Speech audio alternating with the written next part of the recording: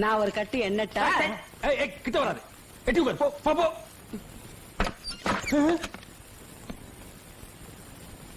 ஆமா, இந்த புடவைங்கள யார் எடுத்தது? ஏன் நான் சொல்லித்தான் எங்க வீட்டுக்காரர் எடுத்தாரு. அது என்ன, ஆளுக்கு ஒரு வேலையில எடுத்திருக்கீங்க? ஆமா, கழுதையும் குதிரையும் ஒண்ணாயிடுமா?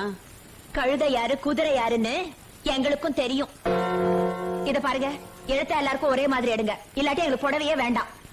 நீங்க எடுத்து கொடுக்கறதெல்லாம் கட்டிக்கிறதுக்கு நாங்க ஒண்ணு இந்த வீட்டு வேலைக்காரங்க இல்ல.